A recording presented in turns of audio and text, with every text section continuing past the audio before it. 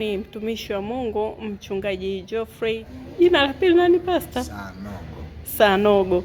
Mchungaji Geoffrey Sanogo wa Gosheni pale Chanika, ambaye pia ni balozi wa amani hapa nchini Tanzania, na leo amehubiri katika madhabahu ya Gosheni Ministry International Ulongoni kwa Joti, na amesimama sana katika eneo la makwazo. Kwa nini umeamua kufundisha sana somo la makwazo, mtumishi wa Mungu? Kwa na ujumbe mzuri sana Jumapili ya leo. Ujumbe mzuri huu nilikuwa nimeuandaa kwa ajili ya mafunzo kwa watu wetu. Makwazo maana yake ni matatizo ambayo kila mmoja huwa yanamkuta katika shughuli za kibinadamu. Ukija kwa upande wa kiroho, makwazo ni sehemu kuu haswa na ni changamoto kuu haswa kwa kila mmoja anayopitia. Kwa hiyo Mungu amenipa neno la baraka sana katika kitabu cha Luka.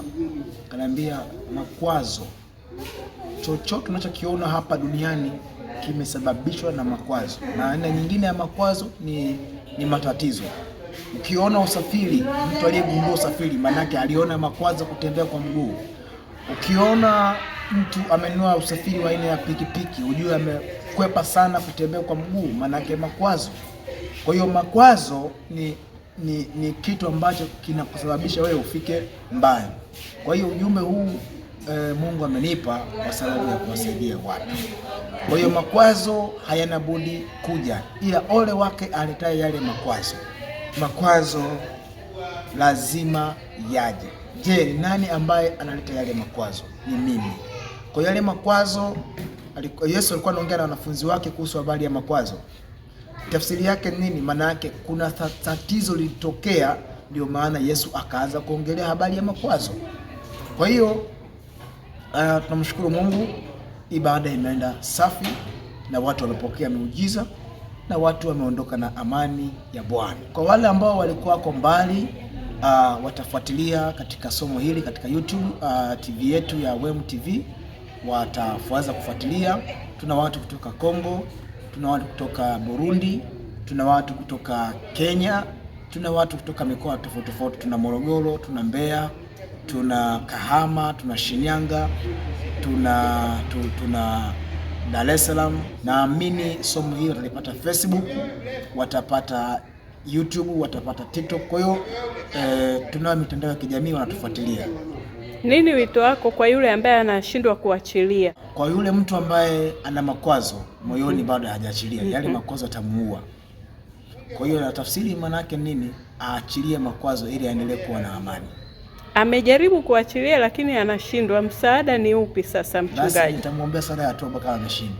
Karibu, mpe namba yako ya simu. Amina. Namba yangu ya simu napatikana kwa namba 0777 660 156. Tukiachana na hayo, mchungaji, nimesikia una tamasha ama kongamano? Ndio. Mwishoni mwa mwaka huu mwezi wa 10 pale. Ndio. Tuna kongamano letu mwezi wa 10, itakuwa kwenye tarehe 20 na kitu Mbeya. Tutafanyia pale Mbeya, wilaya ya Tukuyu. Kwa hiyo watu wa Mbeya, moto unakwenda kuwaka. Tunamshukuru Mungu pale na mtumishi wa Mungu, mwandalizi wa ile kongamano anaendelea coordinate mambo vizuri.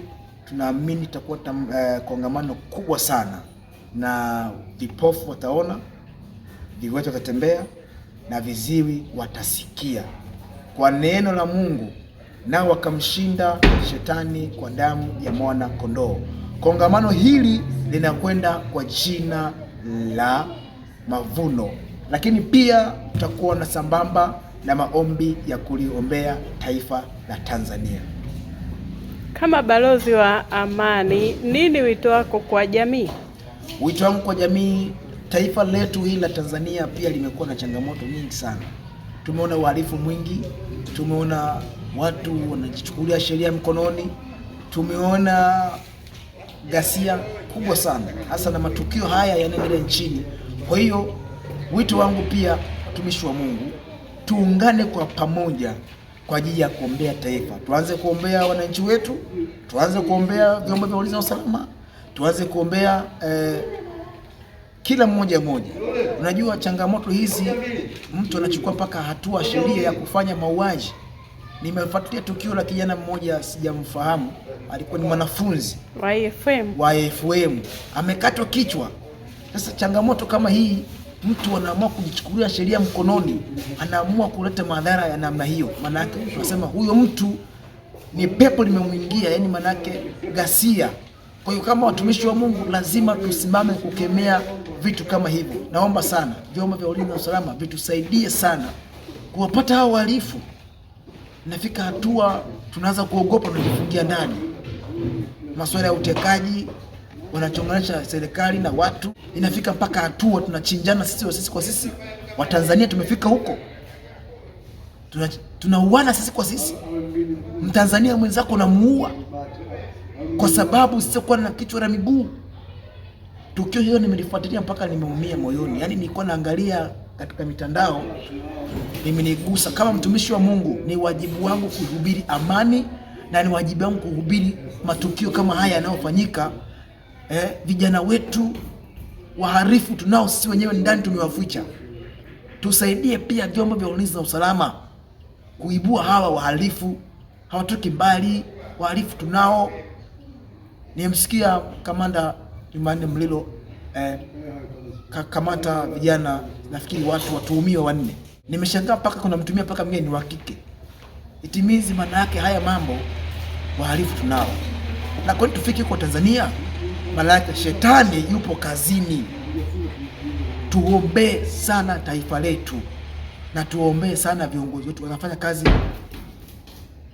kujitoa sana usiku na mchana. Kwa hiyo naomba sana juu ya taifa Tanzania. Kwa hiyo Mungu atusaidie sana. Tumefika kubaya huko, shetani yupo kazini. Kwa hiyo naomba sana, wito wangu ni base katika vitu vikuu viwili. Namba moja, kuhakikisha roho za Mungu ambazo zimepotea zirudi kundini na watu wameenda mbinguni. Namba 2, na mzigo mkubwa sana juu ya taifa langu la Tanzania. Mimi ni mzalendo namba 1 juu ya taifa hili la Tanzania. Naomba sana, na naamini mkono wa Mungu utatuvusha. Asante sana.